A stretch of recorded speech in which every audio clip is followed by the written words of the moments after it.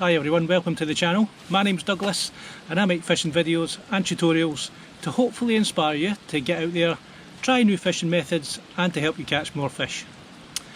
Well, today guys, you join me back on the shore and I'm actually on a rock mark today, and I'm going to be fishing a method that's really simple, really basic, but is superb for this type of rock mark, and that is I'm going to be fishing the float today. Now, don't think for one second that float fishing is just for small species.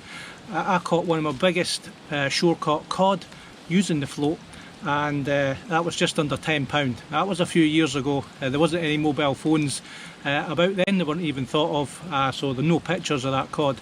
But yeah, it just shows you, that you can catch big species using the float. This method is perfect for beginners, those with inexperience, and especially younger kids that are not quite good at casting, because today I am fishing on quite a deep mark and it's only just a short lob, it's not even a proper cast, and you can catch a multitude of different species on the float, especially at rock marks like today. I am going to be hopefully catching wrasse today, but there is a chance of catching codlin, maybe the odd pollock on a rock mark, just using the float. So yeah, you can catch nice species on the float. So the bait I'm going to be using today is just ragworm. That's all I've got with me. I've got some top quality ragworm today that I got from Alex at Splash Sport Fishing. That's in Ardrossan. I will leave a link, guys, and details in the description. If you live in the west coast of Scotland and you're after some, fresh bait or frozen bait or even some mainstream tackle, then you obviously do check out his shop. Now, on a rock mark like this, you can use a multitude of different baits, but for wrasse, I do think ragworm is one of the best baits. You will get them on things like mussel, even little tiny hardback crabs, and other soft baits. So I'm just looking just now, there is a lot of debris coming down this sea loch. It's because obviously we're into autumn now, the leaves are falling off the trees and there's lots of leaves going out in the tide. The tide has just started to go out, so I'm only going to be fishing here for literally 2 or 3 hours at most, and hopefully we can maybe catch a few fish. So the gear I'm using today, guys, I've got a 9.5 foot rod. This was a 10-foot rod, but the top section snapped off. It's an old beat up rod, it's an old Shakespeare, and again I've had this for countless years, at least over 20 years. So little spinning rod. Good thing about float fishing is you can fish relatively lightweight. You can get away with a much smaller rod when fishing the float. I've got a little 4000 size spinning reel, again nothing fancy, no sort of branded name as such, and on here I've got 12 pound mono. I do like fishing mono when I'm using the float, especially for the stopper knots and stuff like that you use. I do think it grips better. Obviously there is a bit of stretch in mono. 12 pound mono goes right through, and because I'm only lobbing this a short distance, my stop knot that I'm using, or the stopper I'm using, is an actual float stop. It's one of the Guru's small float stops. They do grip the line really tight, but if you do want to cast a distance with the float, guys, sometimes that float stop doesn't go through your rod guides as well, so I would use something like a stopper knot tied with either power gum or even mono. So from the stopper knot, which is set to about 25 feet just now, I'll see how it goes. It's, like I said, it is quite deep here. So after my float stop, I've then got a bead. That obviously just stops the float going past the float stop. I've then got another stopper knot which is down near the end of my rig, and there's a reason for that, and I'll come on to that in a bit. Then my weight, then my swivel. And on my swivel I've got a short hook length, and this hook length is about 8 pounds, so always make sure your hook length is lighter than your main line. Should you get snagged up, then you're only going to use your hook length and you're not going to lose your entire rig. On the little hook length I've got a little bit of silicone, and that just helps as a little kicker during the cast. Even though I'm not casting at distance here, it just prevents your hook length from wrapping around your float. And that's one of the reasons why I do have the second float stop, which is just a little bit away from my weight, and that just stops the float going down to my sinker, and during the cast it just stops that hook length wrapping around your float. So let's get cast out and see if we can catch a fish. Well, like I said, a little lob, probably too far.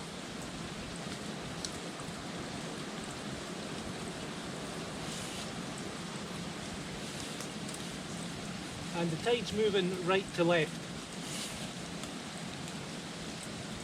It's great seeing that float going away. That's that away again.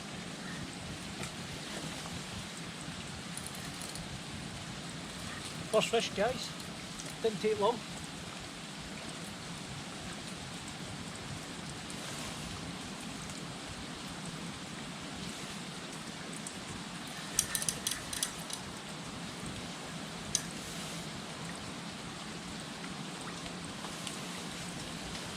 That's a little codlin. Oh, brilliant.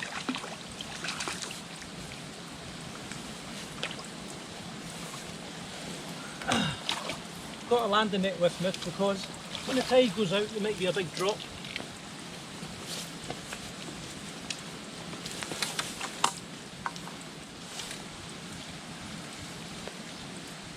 How's that, guys? Lovely codlin. About a pound and a half on the circle hook, and that's my first cod of this year, hopefully the first of many. On the hook, I actually forgot to mention I'm using a size 1/0 circle hook. That was literally 5 minutes in the water for that first fish. Lovely coloured codlin. Get this guy back. Thanks, buddy, and we'll see if we can get another one.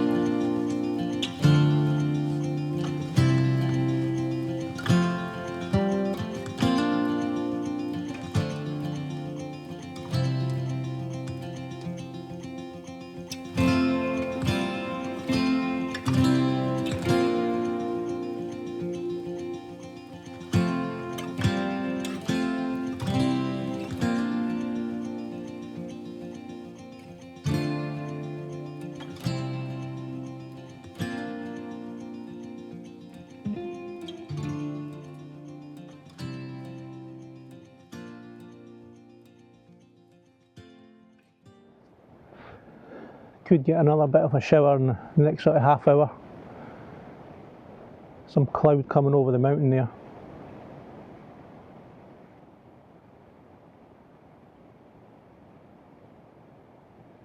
Tide's dropped maybe about a foot.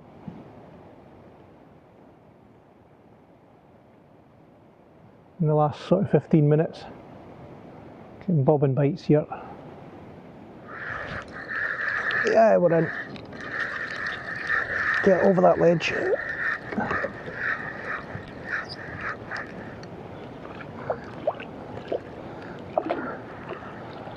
Little wrasse. Took that float under. Brilliant.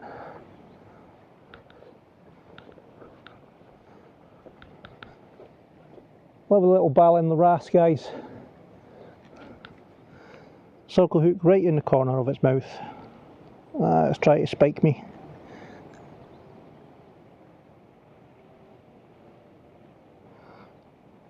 The spikes are definitely sharper on the smaller ballan.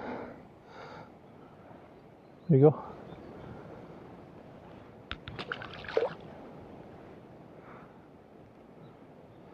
Way down to sulk.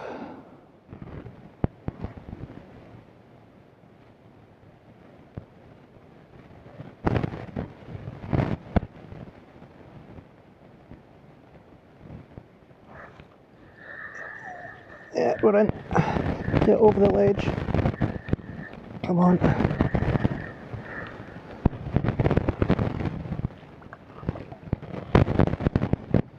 Another little ballan.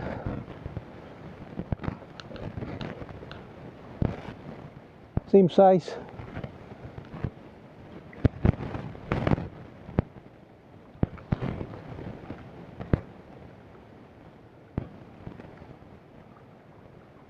Perfectly hooked again.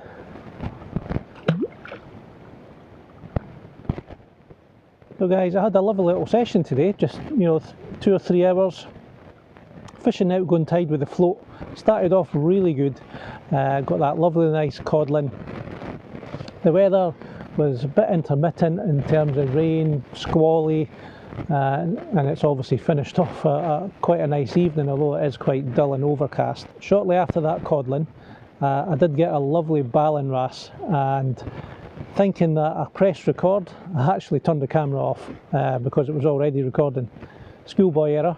And then I fished on for the rest of the sort of dropping tide. Had another 3 or 4 little ballan wrasse, lovely little fish. Changed hooks a little bit because I was getting little rattly bites rather than nice sort of pull downs of the float, and just scaling down on that hook size. I did hook into a couple of the smaller fish, as well as a little blenny, I think it was. But yeah, great little session on the rocks. Guys, if you're looking at fishing on the rocks and you're looking for a nice easy method, then float fishing is certainly one of those methods that's quite productive. So guys, thanks for watching. Tight lines, happy fishing, and I'll see you next time on Piscator UK.